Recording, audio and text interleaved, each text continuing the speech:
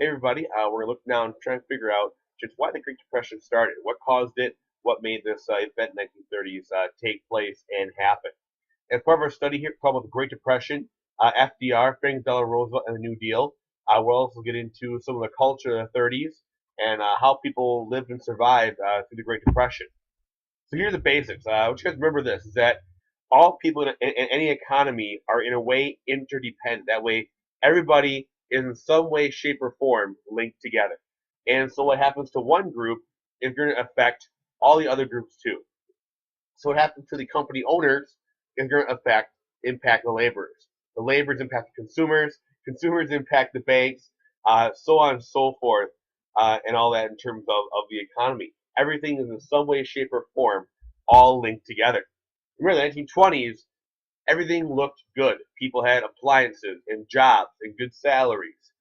They had cars, all that kind of stuff. But it was just an appearance of prosperity. Everything really wasn't all that good. And we call this depression happens in the 1930s. Depression is just simply a very long period of economic slowdown where basically money is not being spent at all because either one, people don't have it, or two, people are just too gosh darn scared to spend the money. We're actually just getting on what's called a recession right now in our generation here.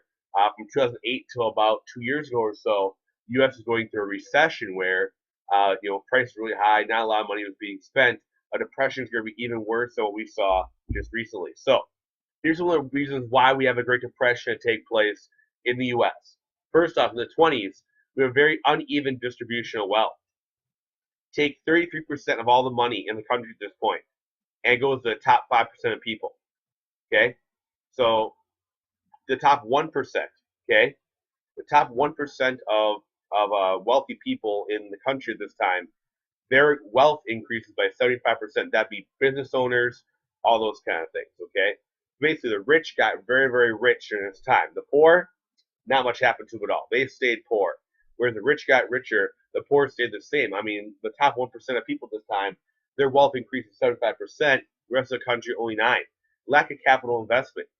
People took their money and they put it into the stock market versus putting it into their actual businesses. So instead of buying new machinery and new tools and that kind of stuff, they decided to put in the market and let's earn a quick buck instead. Overproduction. All these factories all of a sudden were making all this stuff, producing all this stuff, and they decided, well, everyone's buying stuff, everything looks good, let's keep producing. All of a sudden, when too many things go out, prices start dropping, and stuff doesn't look so hot anymore. The farm depression was going on. Because all the new equipment that was being made, the modern machinery, tractors, and harvesters, and plows, all that kind of stuff. All that kind of stuff that was going on here. One more crops got made, and that led to very, very low prices.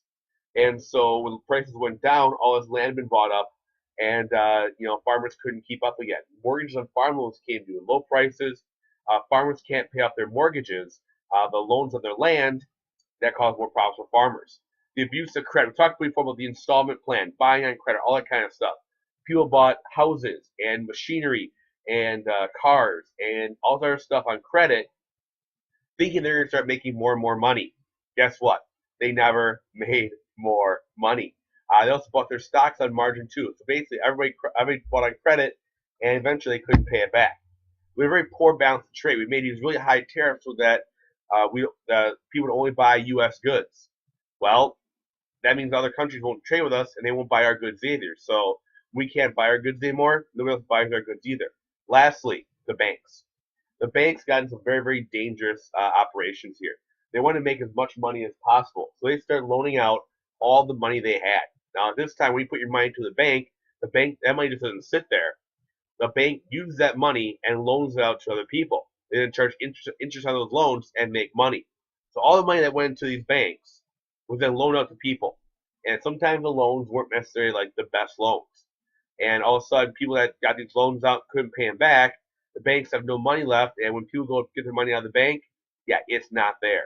We'll talk more about this in class a little more, a little example, but it was definitely one of the big problems that happened to lead us up. Now, what we saw in class on Tuesday was really the crash of the stock market when basically prices dipped so low and people started saying, hey, things are going right in the economy. Everyone freaks out and they sold off all their stock. All of a sudden, things start going price wise start going down. People start selling off stock, which means the stock prices go down even more then. And we call that day October 29th, 1929, Black Thursday. This huge dip in stock prices. Everybody sold off their stock, which then made people sell it off even more, and basically caused the stock market just go right down. I mean, people were freaking out. You can see the picture here. It's outside Wall Street, outside the New York Stock Exchange. Who are just kind of freaking out there. Some people at this time actually did jump to the depths of the stock market building because they thought their lives were over. They lost all their money, and that was it for them. So, okay, all of a sudden this stuff happens. Stock market crashes. Economy slows down. What do you do? Here's our president, Herbert Hoover, who was a big conservative and a believer in laissez-faire, that hands-off government. He goes, you know what? Everything's gonna fix itself. No worries. He goes, you know what? Economic goes in cycle. Things go up, things go down. Eventually, it'll go back up. Yeah, well, people didn't really like that too much because he wasn't really helping people out. Eventually, Hoover does start some programs to help people, but not soon enough in some cases. One of the first things that Congress does is make a tariff. They figure, hey, a big tariff will eliminate foreign competition. People will start buying U.S. goods again. Instead, they actually hurt the economy even more because now less and less people even buy our U.S. goods worldwide. And so other countries started raising the tariffs on our goods, so people aren't buying our goods here in the United States, while they weren't buying them anyplace else either. And so that caused a lot of issues that way too in terms of our international market. Now, some of the conditions in the early 30s, as the Depression starts up, companies start closing, all those kind of things go on here. We see a lot of problems that kind of take place in the 30s, and how, what kind of conditions happen here. One of the problems is unemployment. Businesses, they are hurt from overproduction. They had made all this stuff, okay? They have no backup money because all their money is put into their inventory. Well, all of a sudden, people aren't buying stuff, nobody sells anything, and no profits are happening. When that happens for businesses, either they have to close up or cut employees. We're talking 13 million people are unemployed during the Great Depression. That's probably a quarter of the U.S. working population. So imagine one of every four workers are unemployed. Earlier this year, we had 13, 14, 15% unemployment. A few years ago with the whole recession, it was maybe twice that we're talking for the Great Depression. So obviously we're going to see a lot of people out of work. Banks had a lot of problems.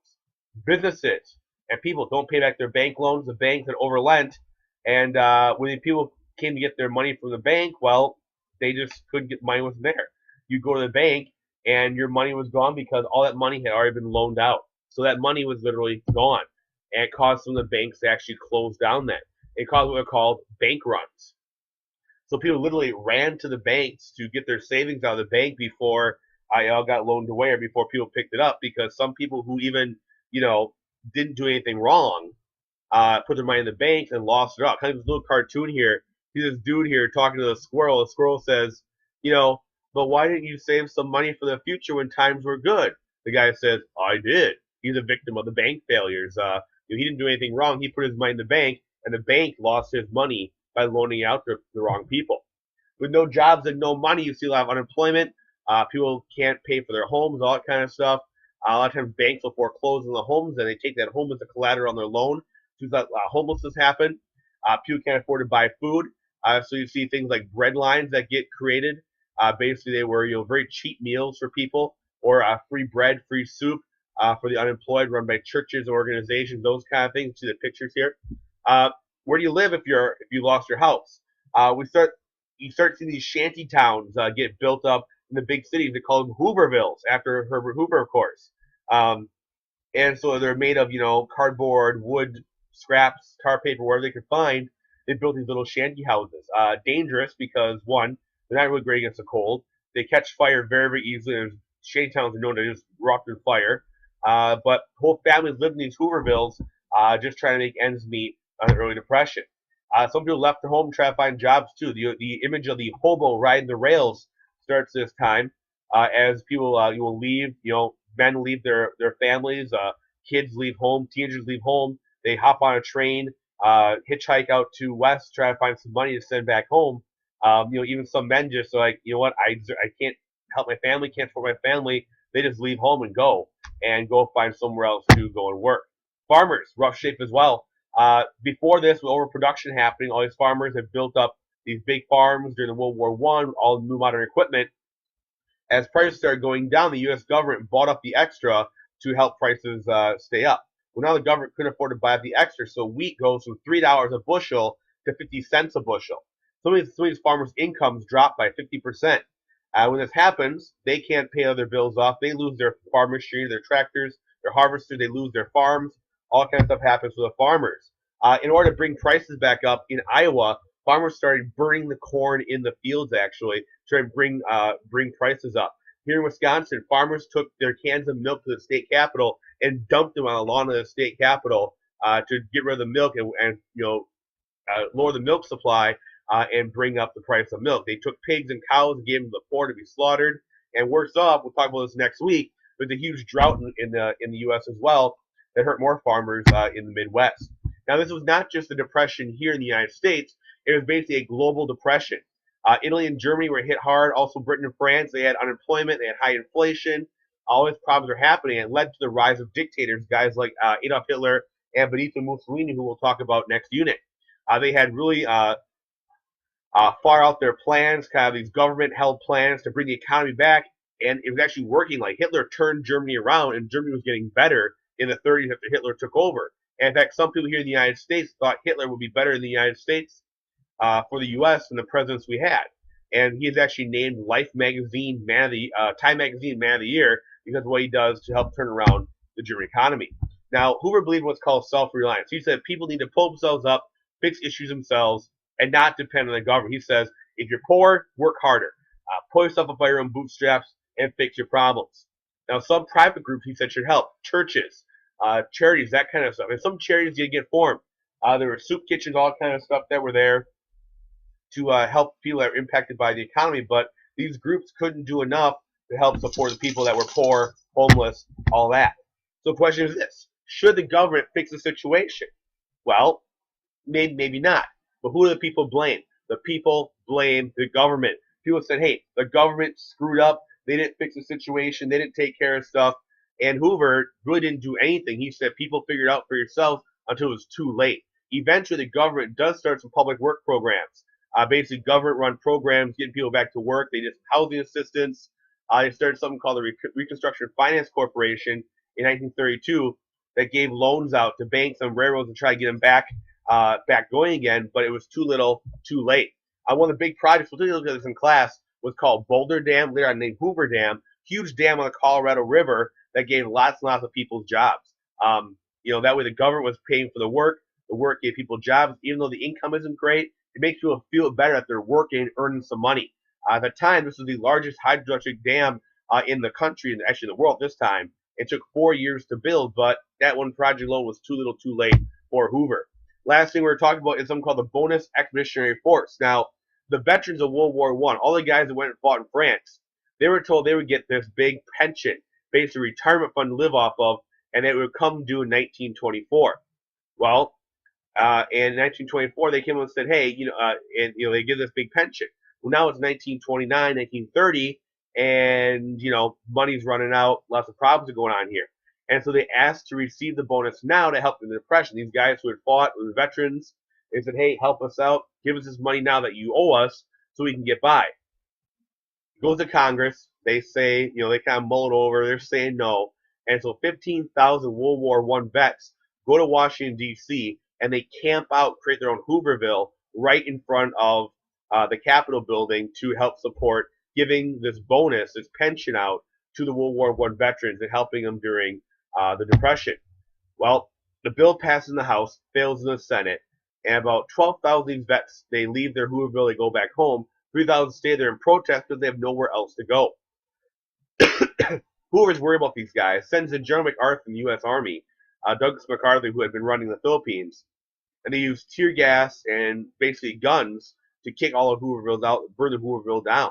A lot of people got hurt, including one little kid got killed when a tear gas canister exploded right next to him. So it's really, really bad for the government that they're hurting their veterans and those kind of things.